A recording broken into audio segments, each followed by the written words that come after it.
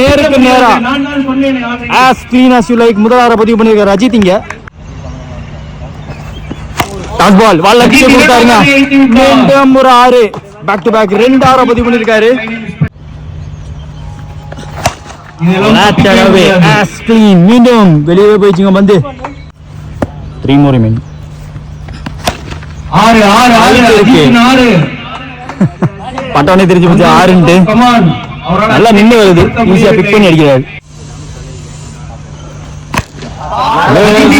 Helicopter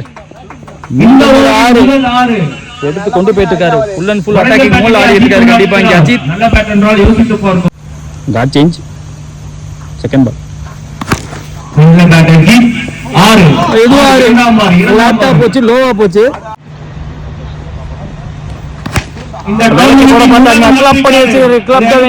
மீண்டும் ஒரு 6 hat-trick 6.